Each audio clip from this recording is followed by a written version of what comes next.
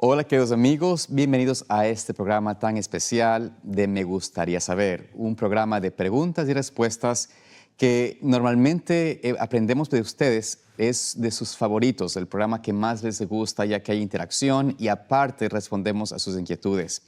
Estamos realmente agradecidos que Dios permite tener este programa y esperamos de que siga siendo de bendición para ustedes.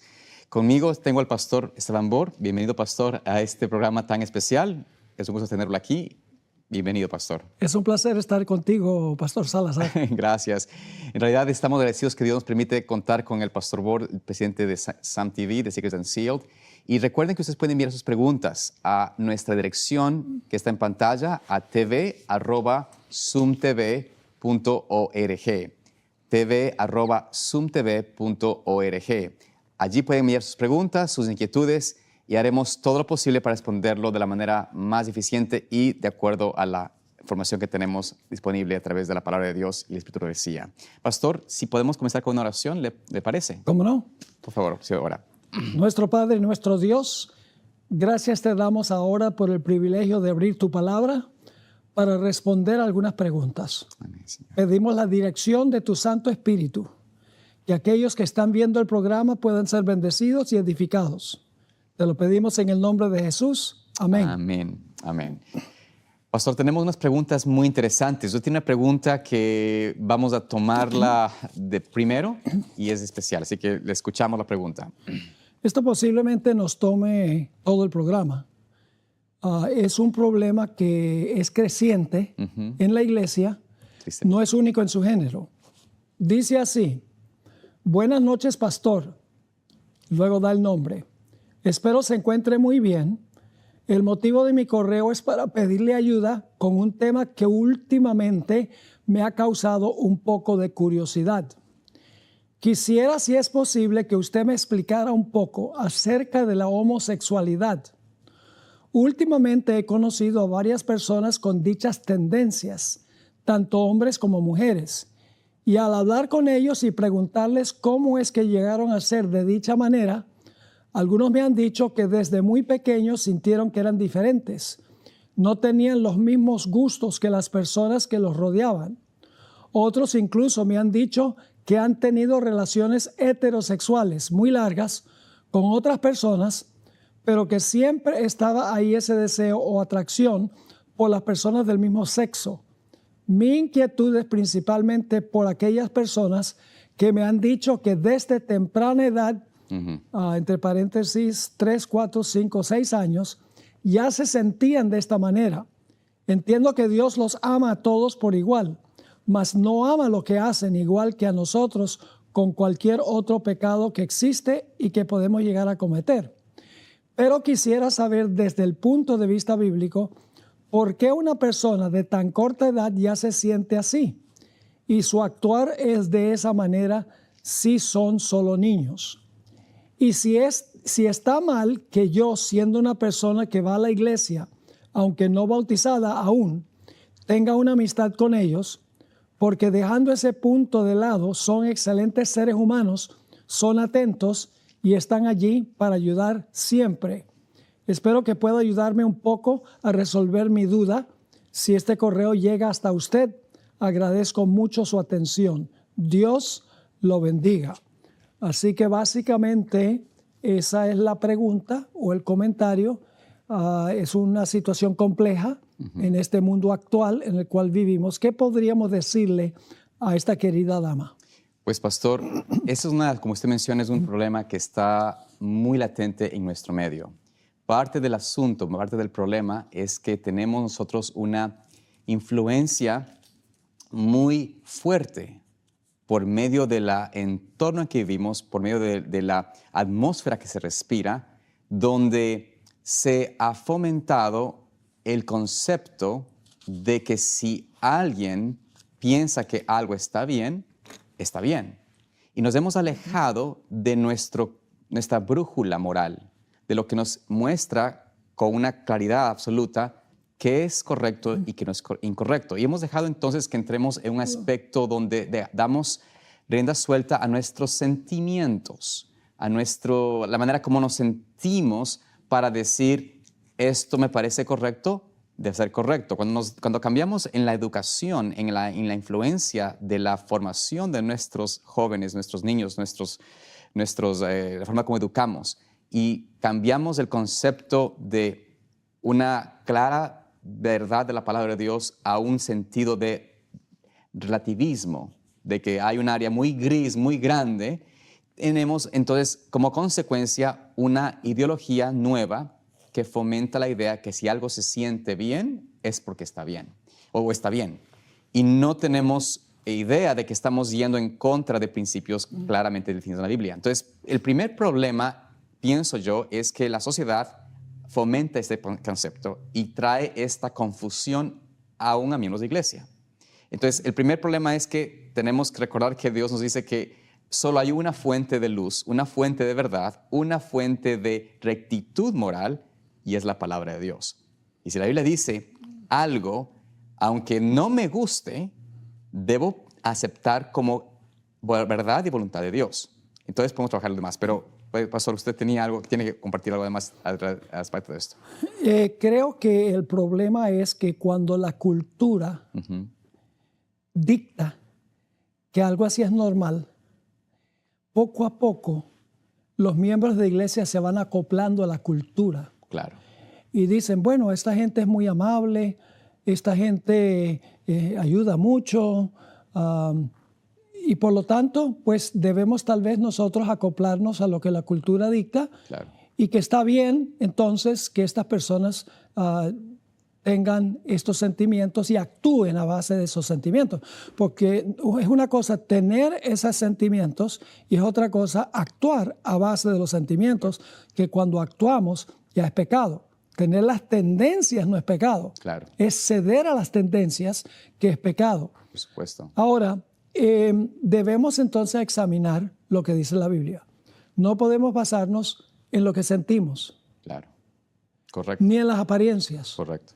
Tenemos que basarnos en lo que enseña la palabra, el plan original de Dios. Así que vamos a mirar algunos versículos. Por supuesto. Para responder con la Biblia, porque esta persona está pidiendo respuesta bíblica en cuanto a este asunto. En primer lugar, vamos a ver cuántos géneros Dios creó Dios. Vamos a leer Génesis 1, 26 y 27. Allí estoy, pastor. Dice allí la palabra de Dios, Génesis 1, 26 y 27.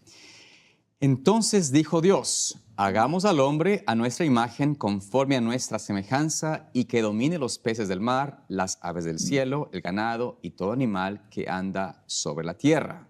Y creó Dios al hombre a su imagen, a imagen de Dios lo creó, hombre y mujer lo creó.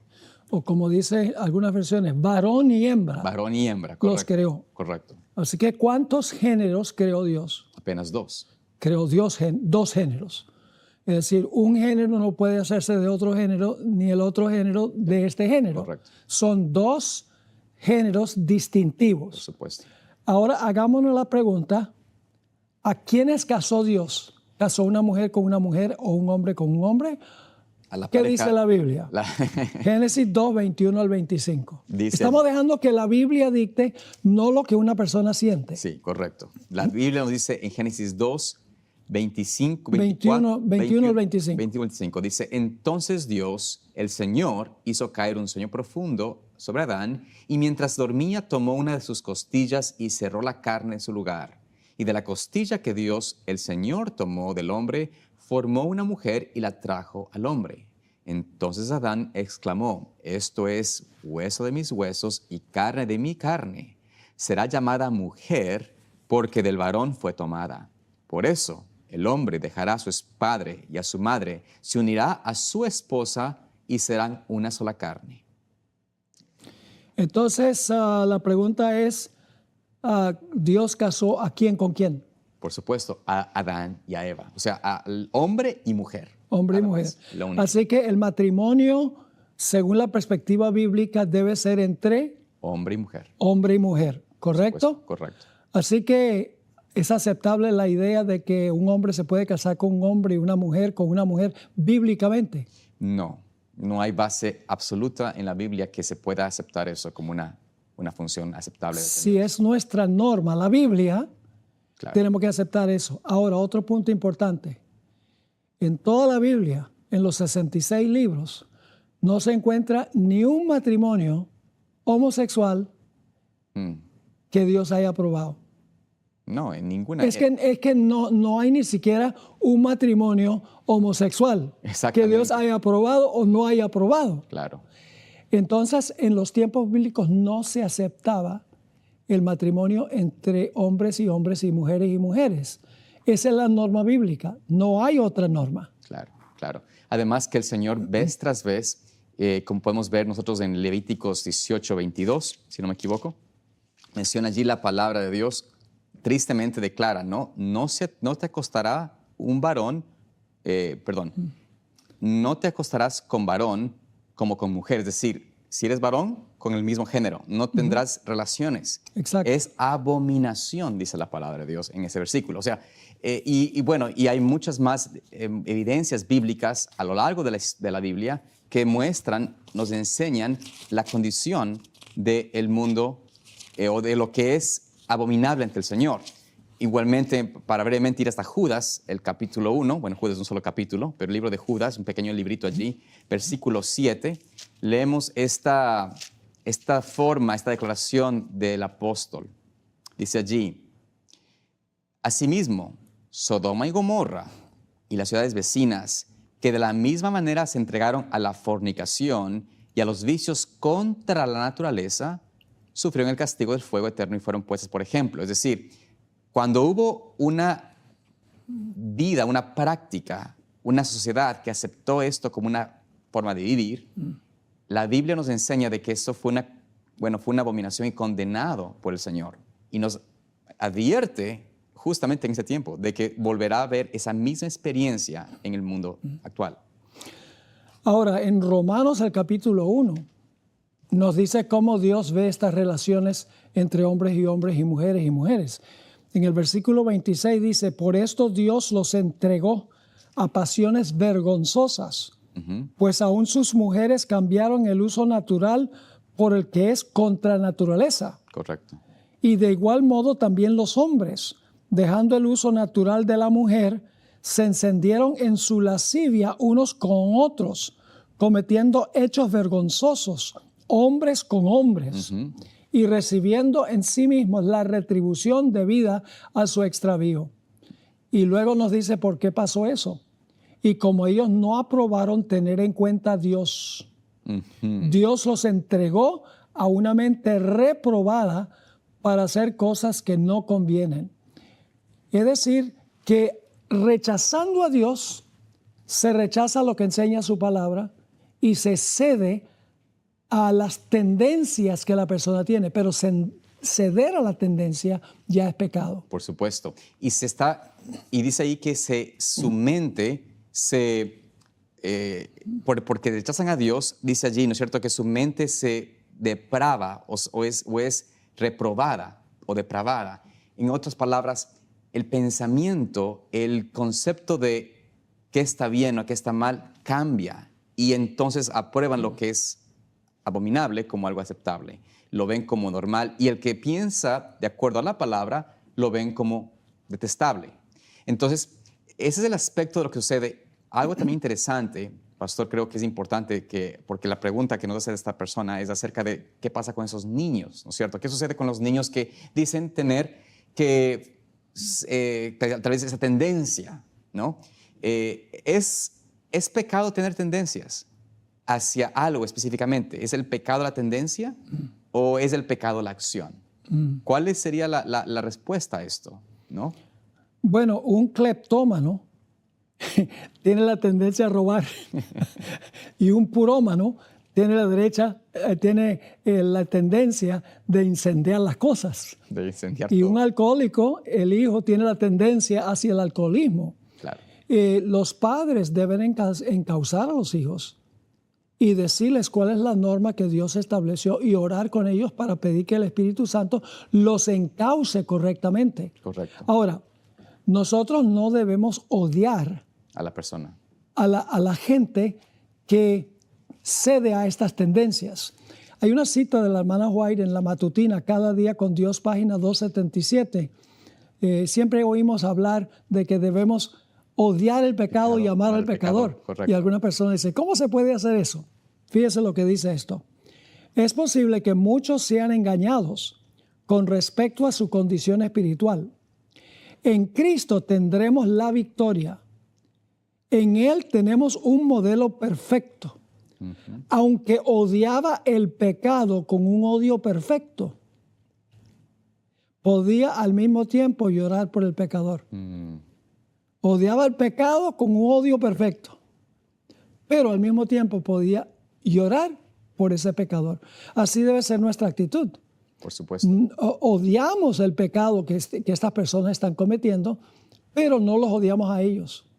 Y pastor, yo creo que es importante este punto que usted menciona, porque es muy susceptible para uno sentir quizás que ha sido formado tal vez personas de otra generación, que fueron formados bajo otros principios, otras ideologías, donde era detestable, abominable, se mantenía cualquier actividad de esta índole como algo tan bochornoso que traía consecuencias terribles, que tal vez sienten odio hacia no solamente el pecado, pero la persona en sí, ¿no? Y hay que cuidarnos de no caer en esa parte que usted menciona de odiar a la persona, de mostrar rechazo hacia la persona, sino pedir al Señor. Y si no tiene esa capacidad de tener amor genuino por esas personas, no tenemos realmente el derecho de ponernos a juzgarlos.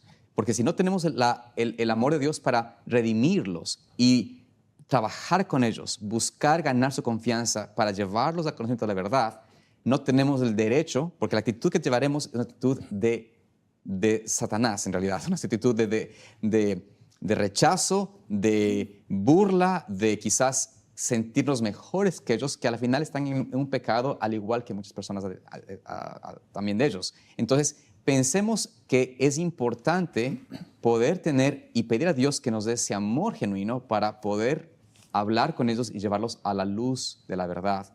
Porque al final de cuentas, como Cristo menciona, quien realmente convence a la persona de pecado, de justicia, de juicio, es el Espíritu Santo.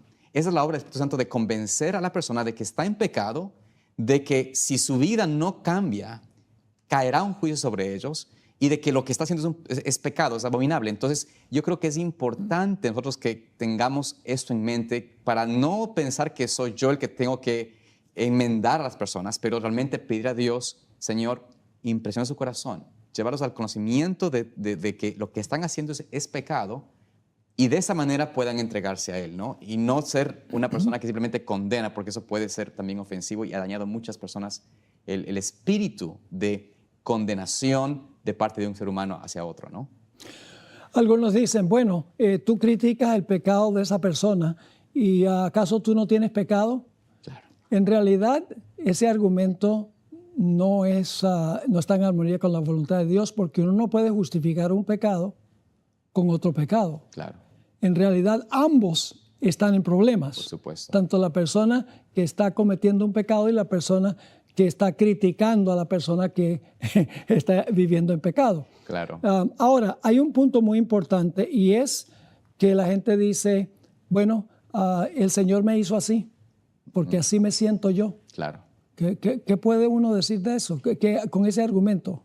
Esa es la parte, tal vez, quizás regresando al concepto tristemente, de la formación que hoy tenemos en el mundo actual, a través de los medios, a través de la educación, a través de lo que el mundo considera progresismo o progresar en el entendimiento de la naturaleza o lo que sea, donde han rechazado la enseñanza clara de Dios, la creación de Dios, y al suplantar el concepto de que somos criatura de Dios, fuimos creados por el Señor, hemos llegado a mucha teoría y argumento para pensar de que nuestro rumbo, nuestra moral está en lo que a mí me parece correcto. Entonces, ese es ese aspecto del sentimiento, del racionalismo o el relativismo. Si me parece que está bien, debe estar bien. Y claro, el problema de esto es de que quizás parte de la idea por qué muchos niños o jóvenes están en esta crisis de identidad, esta crisis de que no saben que si son mujeres, son hombres, que quieren cambiar, porque el tema no termina ya únicamente ahora con el problema de que tengo atracción al mismo género. Hoy en día muchas de esas personas piensan que tienen que cambiarse de género y en fin, y tenemos tantos problemas de la índole, Sí. ¿no? Entonces, posiblemente el problema radica en que la información, o parte del problema es la información que han recibido y el entorno fomenta una falta de claridad de identidad. Creo que ese es el ataque de Satanás que se ha sacado mucho a través de todo lo que hemos visto alrededor nuestro, ¿no? Sí. Trata de atacar la identidad de la persona. No como usted mencionó al principio, pastor, y lo vemos en la Biblia, que creó dos géneros, sino simplemente la idea de que está bien sentir de esta manera y no importa lo que tú sientas, con tal que te sientas bien en hacerlo. Aparte de eso, también podemos decir que puede ser, como mencionaba usted algo también al inicio, de lo que es un alcohólico. Tal vez si tiene un hijo que tiene la propensidad. Si nuestros padres han sido impregnados con tanta información, hablando, ¿no es cierto?, de pornografía, de temas de morales que cambian o que nos desvían, es muy probable que los niños también tienen esta tendencia quizás o esta inquietud de su propia sexualidad, de su propia identidad. Sin embargo, todo esto se resuelve con el momento de regresar a la palabra de Dios. Así que tal vez el aspecto es sí, es posible que se sienta de esa manera. Es posible, yo he tenido personas, amistades que me han dicho, yo no veo nada malo en tener atracción con otro hombre, porque así nací. Y cuando he hablado con ellos, el problema de fondo tiene que ver muchas veces con este aspecto de que lo sienten correcto y creen que es correcto, pero a la luz de la palabra de Dios, todo puede ser cambiado. O sea, si es que yo nací con la tendencia, como hablamos al principio, de robar, cleptomanía, ¿no? de poder de tener esa experiencia, cuando voy a la palabra de Dios, si Dios me dice a mí que ese camino es diferente, yo tengo que entender de que Dios nos da la oportunidad de nacer de nuevo. Ese cambio de corazón, ese cambio de conducta, ese cambio de naturaleza misma es posible por medio de la palabra de Dios. En realidad, los medios de comunicación tienen mucha culpa en este asunto, porque hoy en día los niños tienen celulares con acceso al Internet. Desde muy pequeños. Y todo uno lo que ve por televisión, por Internet, dice que esto es normal. Uh-huh. Los compañeros en la escuela tienen mucha presión, dicen que esto es normal.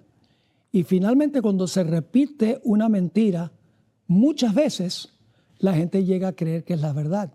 Y yo creo que eso tiene mucho que ver con niños que piensan que en realidad tienen esa inclinación, uh-huh, pero porque han sido programados por los medios de comunicación. Ahora, en cuanto al asunto de si se puede vencer, yo conozco personas que lo han vencido.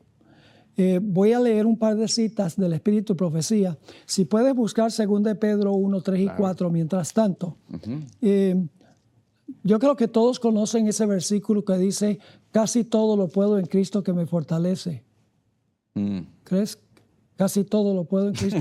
No es casi todo. Todo. Menos vencer la tendencia equivocada. No, la Biblia dice, todo lo puedo en Cristo que me fortalece. Algunos dicen, bueno, yo heredé eso de mis antecesores o mi medio ambiente. Esta cita en la matutina, a fin de conocerle, página 97, dice, Elena White, no necesitamos retener una sola tendencia pecaminosa. Al participar de la naturaleza divina, las malas tendencias hereditarias y cultivadas, por supuesto, son eliminadas del carácter y somos convertidos en un poder viviente para el bien. Y en otra cita, Deseo de todas las gentes, 6:71, el pecado podía ser resistido y vencido únicamente por la poderosa intervención de la tercera persona de la divinidad, que iba a venir no con energía modificada, sino en la plenitud del poder divino. Correcto. El Espíritu es el que hace eficaz lo que ha sido realizado por el Redentor del mundo. Por el Espíritu es purificado el corazón. Por el Espíritu llega a ser el creyente partícipe de la naturaleza divina. Cristo ha dado su Espíritu, aquí viene la parte clave, Cristo ha dado su Espíritu como poder divino para vencer todas las tendencias hacia el mal, amén, hereditarias y cultivadas, y para grabar su propio carácter en su iglesia. Amén. Qué poderosa cita. Por supuesto. Y la Biblia corrobora eso en 2 de Pedro 1 y el versículo 3 y 4. Sí, dice allí el apóstol Pedro, bendito sea el Dios y Padre nuestro Señor Jesucristo por su, perdón, dos preguntas de Pedro, ¿no? Perdón, pastor. Sí. Se me pasé. Aquí. Dice allí, todo lo que pertenece a la vida y a la piedad nos fue dado por su divino poder, por el conocimiento del que nos llamó por su gloria y virtud.